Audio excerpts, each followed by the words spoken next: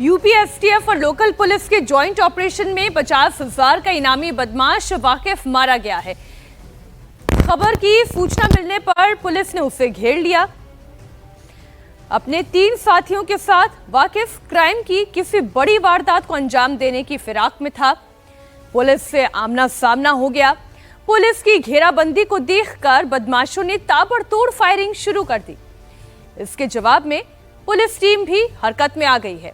बदमाश वाकिफ गोली लगने से घायल हो गया, जिसके बाद पुलिस ने उसे अस्पताल में भर्ती कराया।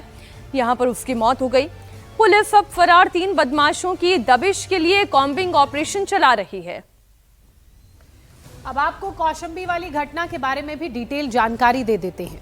लव जिहाद के मामले में पुलिस ने यहां एनकाउंटर किया है। दलित लड़की से रेप के आरोपी शाहनूर आलम को पुलिस ने हाफ एनकाउंटर में दबोचा। आरोपी भागने की फिराक में था, तभी घेराबंदी कर पुलिस ने सरेंडर करने के लिए कहा। बदमाश ने पुलिस पर गोलियां बरसानी शुरू कर दी। जवाब में पुलिस की टीम ने बदमाश शाहनूर आलम के पैर में गोली मारकर उसे पकड़ लिया। पीड़ित लड़की का आरोप है कि शाहनूर ने उसे बरगलाकर अपने जाल में फंसाया, फिर कई बार उसके साथ दुष्कर्म किया और परिवार को जान से मारने की धमकी भी देने लगा था। हमारे सहयोगी रुचि कुमार इस खबर पर लाइव जुड़ गई हैं। रुचि, चूंकि पुलिस ने पूरे मामले पर कार्रवाई कर ली है, आगे अब क्या कदम उठाने जा रही है? देखिए, सबसे पहले तो ये है कि जो वाकिफ के 3 साथी फरार हो गए हैं, उनको पकड़ना पुलिस के लिए बड़ा चैलेंज है, क्योंकि ये बताया जा रहा है 50,000 का इनामी तो था ही, 50 से ज़्यादा मुकदमे थे जो काफ़ी गंभीर प्रवृत्ति के थे, जैसे हत्या है, लूट है, पशु क्रूरता अधिनियम में कई मुकदमे थे, गैंगस्टर लग चुका था। तो आप समझ सकती हैं कि कितना बड़ा अपराधी वाकिफ था। अब उसके जो साथी हैं उनको तलाशने की पुलिस कोशिश कर रही है।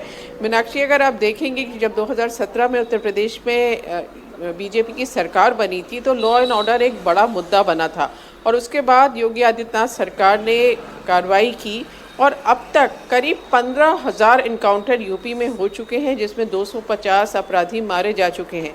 तो पुलिस का ये कहना है कि एक तरह का खौफ अपराधियों के मन में ज़रूर है कि अगर वो अपराध करेंगे, कुछ क्राइम करेंगे तो वो बख्शे नहीं जाएंगे, पकड़े ज़रूर जाएंगे, और अगर पुलिस पर हमला करेंगे तो उनका इनकाउंटर भी होगा। तो जी बहुत शुक्रिया रुचि आपका इस पूरी जानकारी के लिए। उत्तर प्रदेश के मेरठ से खबर है, जहां एक हत्याकांड ने फिर लोगों के जहन में मुस्कान कांड को ताजा कर दिया है। मेरठ के किला परीक्षितगढ़ में एक गांव में एक शख्स का शव मिलने से सनसनी है। मृतक के शरीर पर गोलियों के 3 निशान हैं। 1 नवंबर को राहुल को अजय ने मिलने के लिए बुलाया, जंगल में ले जाकर उसे गोली मार दी। पुलिस ने जब पड़ोसियों से पूछताछ की तो पुलिस को सुराग मिला और उसी के आधार पर कार्रवाई की तो सच सामने आया। फिलहाल आरोपियों को पुलिस ने गिरफ्तार कर लिया है। पुलिस आरोपियों तक कैसे पहुंची, मेरठ में राहुल के मर्डर की मिस्ट्री कैसे सुलझी, खुद मेरठ के एसएसपी की जुबानी सुनिए।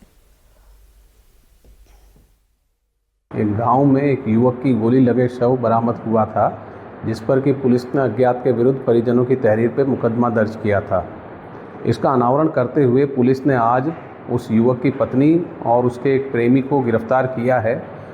अजय नामक इस अभियुक्त ने युवक की पत्नी के साथ मिलकर उसके पति की हत्या की, और इसमें जो अभियुक्त हैं दोनों, उनके बीच में प्रेम संबंध था, जिसके चलते ये घटना को अंजाम दिया गया।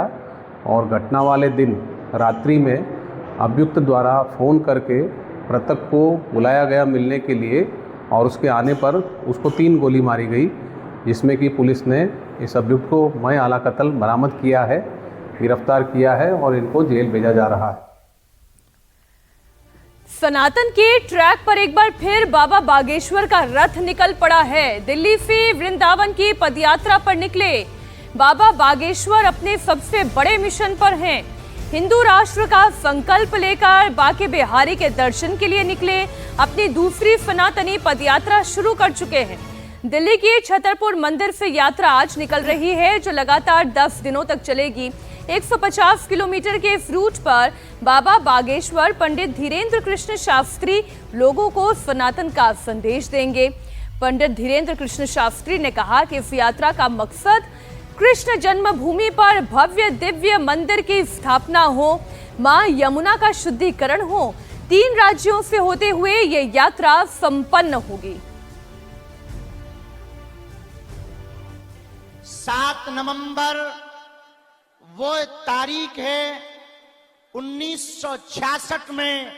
इसी 7 नवंबर को इसी दिल्ली में साधु संत बच्चों के ऊपर गोलियां चलाई गई थी और आज पूरा साधु समाज धर्म सम्राट स्वामी करपात्री जी महाराज के उस महान गौ आंदोलन को स्मरण करके एक साथ सनातन का 7 नवंबर 7 को यहां पर बैठा है।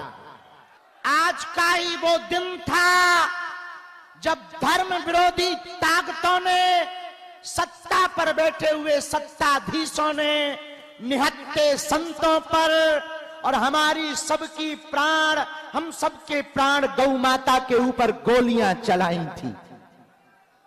हम बदला तो नहीं ले सकते, लेकिन संत समाज आज 7 नवंबर को एक साथ बैठकर धर्म सम्राट स्वामी करपात्री जी के उस अभियान को स्मरण करके आज इसी दिल्ली में ये कह रहा है कि तुम कितना भी हमें मिटाओ, हम मिटेंगे नहीं, हम झुकेंगे नहीं, हम रुकेंगे नहीं। इसीलिए 7 नवंबर से ही सनातन हिंदू एकता पदयात्रा का दृढ़ संकल्प लिया। जितने भी बागेश्वर धाम के पागल पूरे मैदान में खड़े हैं, एक बात गांठ बांध लें, अपनी ये पदयात्रा राजनीतिक पदयात्रा नहीं, आध्यात्मिक पदयात्रा है। राजनीतिक होती तो हम वृंदावन से दिल्ली तक आते, आध्यात्मिक है इसलिए दिल्ली से वृंदावन जा रहे हैं। ये पूरी पदयात्रा कास्टवाद जो भारत में है, हम चाहते हैं जातियां तो रहें पर जातियों का अहंकार न रहे। और अब प्रण ठान लिया, सबने मन में मान लिया, साधु संतों का कमंडल और बागेश्वर धाम का मंडल 16 तारीख तक चलेगा। गांव गांव गली गली में शोर होगा, सनातन का जोर होगा, हिंदुओं की एकता होगी, धर्म विरोधी और देश को बिगाड़ने वालों की ठटरी बनेगी। सुना आपने धीरेन्द्र कृष्ण शास्त्री को। यात्रा का मकसद क्या है, साफ उन्होंने बताया।